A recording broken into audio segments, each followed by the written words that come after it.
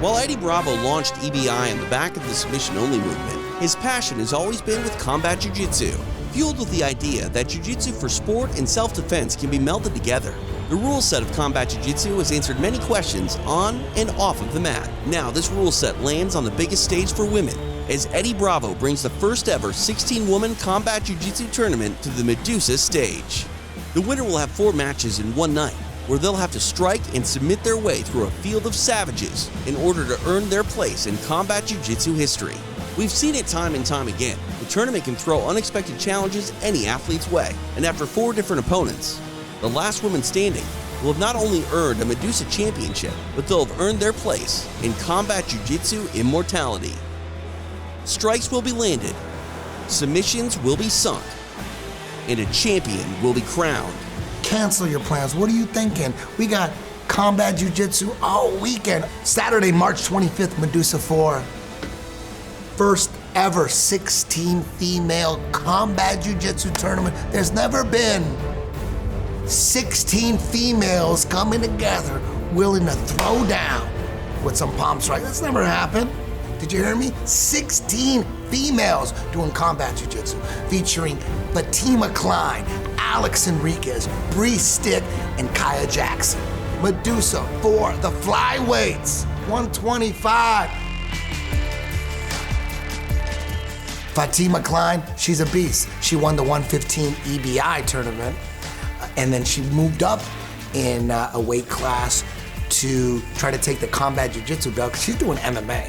So she's down for combat jiu-jitsu. She's ready to go. Oh, she jumps on a nasty toe hold quick. And the tap comes, wow, Fatima Klein. Time for Klein to get it, and she does. It is done. On her way to the tournament finale. Outside big back step attempt into the leg, and a knee bar. Knee bar. Oh, a disgusting knee bar. This is very deep. She's there it is. Fatima Klein captures strawweight gold here at Medusa at knee bar stoppage. And the emotion on display for the Archangel. Bree Stick, who's also a Medusa combat jiu-jitsu champion. There it is. right here. That's going to be all. Forced to tap is Brown. Elbow in his body. Here it goes. Let's go. Brings it up to the side. There's the tap. It is done. All 10th Planet Tournament finale. Combat Jiu-Jitsu Medusa Gold on the line here at 125 pounds. And now the CJJ Medusa champion. It is Bree Stick. Kaya Jackson, she's coming back. She won 10 PQ twice. Don't be surprised that Kaya Jackson takes this whole thing. Using these small strikes, now slipping around to the back. Kaya, very good on the back. Kaya under the neck this time.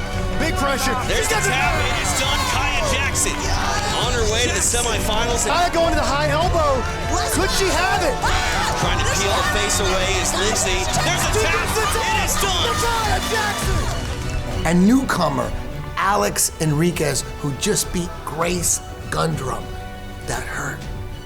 But damn, she's in the 125 flyweight, 16 female, Medusa combat jiu-jitsu extravaganza. If Medusa wasn't enough for you, Sunday we got combat jiu-jitsu worlds, the welterweights. You trying to watch points, dog? Alan Sanchez, EBI welterweight champion. He wants that combat jiu-jitsu championship belt as well. Well worth the wait for Alan Sanchez. Been waiting and biding his time to get into this tournament. Here's the heel hook attempt. Got it. There's a tap, nicely done. Alan Sanchez getting a tap. This one might be explosive. Full figure four, he's gonna get it!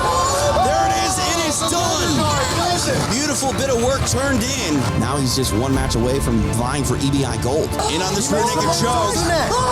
Trying to squeeze. Lavaselli in trouble. There's the tap. It is done. Unbelievable. Welterweight gold hanging in the balance. Ladies and gentlemen, we have a winner via quickest escape time, EBI welterweight champion, 10th Planet San Mateo's Alan Sanchez. I mean, CJJ is a way to keep, just jiu-jitsu honest. If you're never really thinking about the strikes aspect to it, you can get a little out there with the techniques, and I appreciate that side of things too. Don't get me wrong. That was one of the appealing parts to jiu-jitsu, was not getting hit in the face. But But as far as martial arts go, you know, and unarmed combat, you definitely got to be aware of what people could do and understand that people could smack you in the face. For potential matches, you have to handle that appropriately. If you just have wars back to back to back, I mean, it's possible to win, but it gets grueling, you know? Just understanding myself, I know that I don't want to come out too guns a-blazing, but with that being said, you also can't be too calm. You know, you got to find that right spot.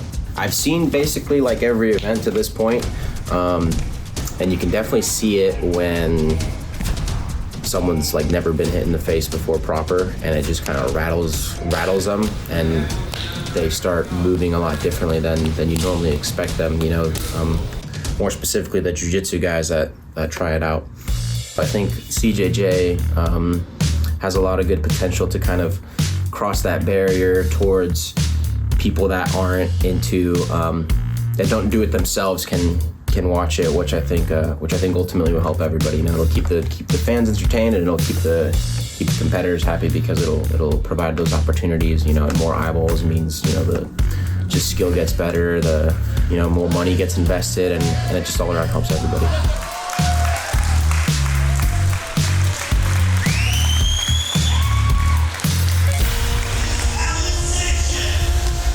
Derek Rayfield is always down. He's always down 55, 70, 85. Derek Rayfield is there. He's there at every 10 PQ. He's so down. It's what you've been waiting for, right? That's what we've been waiting for. I gave this to you, man. This young man has been grappling for a very long time. And Great strike. There's Rayfield. Rayfield looking, this is it. This may be the end here. Flock is in big trouble. Tapping. Look at the face of Mike Flock. Weathering. He's burning his energy. That is it. It is done. Derek Rayfield via submission over Mike Flock. I've been watching this kid and knowing him since he was literally a kid. Right. So he's a grown man now. Ooh, hard right hand finds a home for Rayfield. He's going to get it. He's got it. Oh, wow. There's the tap. And if he can get that arm across the body, here's a attempt on the arm lock. He taps. He's tapping. I think he tapped. Yep, he tapped. Victorious on his way to the semifinals. Derek Rayfield, he was waiting on the sidelines. Was going to be in a special matchup, but you never know. Things happen, and now he finds himself in the middleweight tournament. Derek trying to throw strikes from inside of this. Secor's got to be careful he doesn't get this other arm pulled through. Secor is able to get a submission. It would be over, but Rayfield, all he needs to do is get free. And he's been able to escape pretty quickly both times. He's rolling for the edge. Hip is out. First hip is out. He's going to turn. He's got to win. That's a wrap. Nicely done, Derek Rayfield. Very interesting style clash here. Anytime Rayfield's in, there's going to be an interesting style clash. You can never be too content or think you're safe when you're competing with Derek Rayfield. We are headed to overtime. Side. Oh, he pulls the arm out. Arm is extended. There's the tap. Derek Rayfield in wonderful position. Oh, Dyson is so strong. Oh, the arm is free. Derek Rayfield on his way to the tournament finale. What an amazing comeback for Derek Rayfield. We've had plenty of UFC veterans, Bellator veterans, all sorts of MMA veterans. They usually don't do that well. The competitors that win these belts, combat jiu-jitsu belts, are usually the pure sub-only guys who had the balls to jump in and deal with putazos and cachetadas. Most MMA fighters look at combat jiu-jitsu, it's like they're not worried about it. They're taking punches and elbows. So most combat jiu-jitsu competitors have some kind of MMA background or MMA training. And in this tournament, we got two MMA superstars. It is Jim the Beast Ayler. You know, we had a UFC veteran, somebody that's fought, you know, so he's been super experienced in combat arts forever, and Ayler's doing some good ground and pound work there. Ayler decides to stand, comes down with a hard left hand. Very nice back take there. Let's see what he's able to put together. Trying to get that forearm underneath the chin. Got a good spot right there. Ooh, the squeeze is on. It is done. Nice bit of work there for Jim Aylers in his combat jiu-jitsu debut. He came out very aggressive with the strikes and really earned some respect by choking him out. Also, we got Ian Butler, wrestler extraordinaire, high-level wrestler, fights in Bellator. He's jumping in, been DMing me over and over, please put me in, please put me in. The card was full. We had an injury dropout. I stuck Ian Butler in. Man, we're gonna see what's up. I wrestle a lot. I've been wrestling my whole life since the age of 5. I own a little wrestling club. I'm still a mixed martial artist, one of the top ones in the game, and fighting in the biggest organization in the world. So I have to wrestle, I do jits, I punch, I do it all at the same time. So my style is my style, just years and years of just training and just coming up with my own little things, man. So that's it. I mean, I think everybody wants to be an athlete to come up with their own thing, like Jordan with their own shoe. So Ian has his own little style, so yeah.